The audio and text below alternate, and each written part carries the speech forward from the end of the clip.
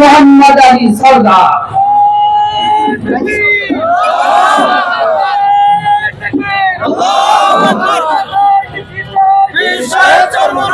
আসসালামু আলাইকুম ওয়া রাহমাতুল্লাহ। ইসলামী আন্দোলন বাংলাদেশ কেন্দ্রীয় কর্মসূচির অংশ বিশেষ আজকে ইসলামী আন্দোলন বাংলাদেশ জেলা শাখা কর্তৃক আয়োজিত মিছিল পূর্বক বিক্ষোভ সমাবেশের সম্মানিত সভাপতি উপস্থিত আছেন। প্রধান অতিথি হিসেবে কেন্দ্রীয় খুলনা বিভাগ কেন্দ্রীয় শিল্প বাণিজ্য বিষয়ক সম্পাদক সর্বত্র আসনের সংসদ সদস্য পদপ্রার্থী মাওলানা সোহাইব হোসেন।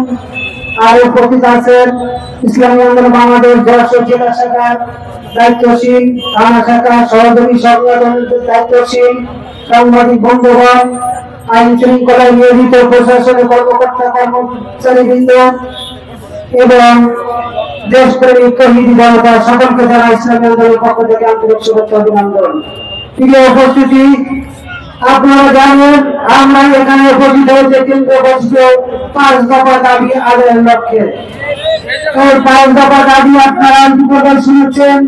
সময় সংক্ষিপ্ত 5 দফা দাবির অন্যতম দাবি হচ্ছে আমাদের সংগ্রামপতি পিয়ার পদ্ধতির দাবি। প্রিয় উপস্থিতি, বিশ্বের অনেক দেশে পিয়ার পদ্ধতি পূর্ণ প্রচলন আছে, যেমন বেলজিয়াম, ডেনমার্ক, নরওয়ে, নেদারল্যান্ড আরো অনেক দেশে পূর্ণ পিয়ার পদ্ধতি দাবি আছে।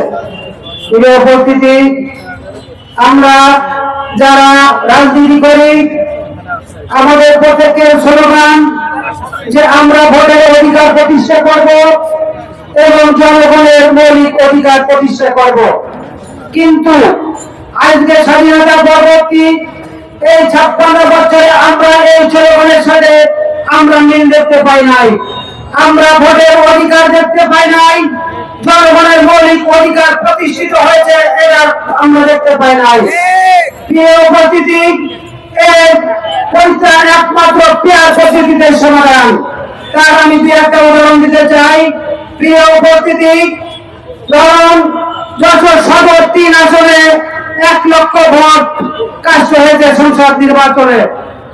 এই 1 লক্ষ ভোটের ভিতরে এক প্রার্থী পেয়েছে 40,000, আরেকজন পেয়েছে 30,000, আরেকজন পেয়েছে 15,000। এই 40,000, 30,000 আর 15, 70, 85,000 এবং অন্যান্য দল পেয়েছে 15,000।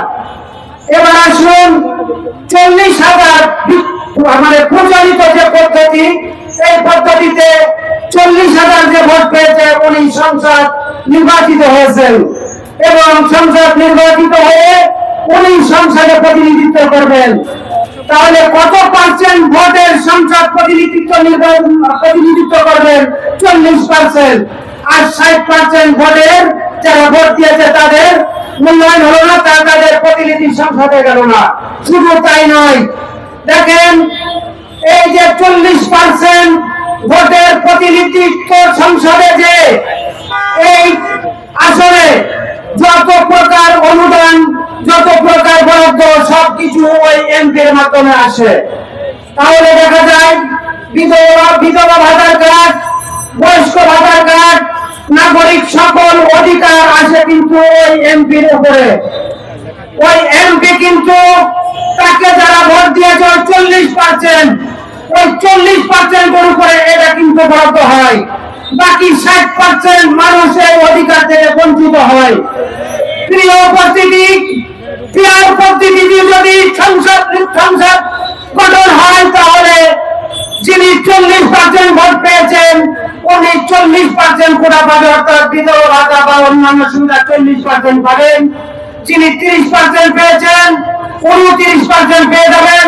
যিনি 10% পেয়েছেন 10% পাবেন।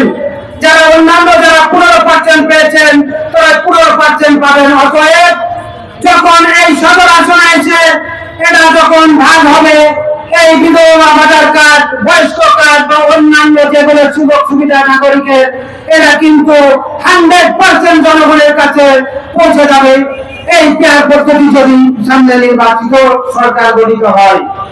অতএব আমরা আমাদের আমির ঘোষণা দিয়েছেন যে আমরা পেয়ার পদ্ধতির নির্বাচন ছাড়া আমরা জাতীয় সংসদের নির্বাচনে যাব না।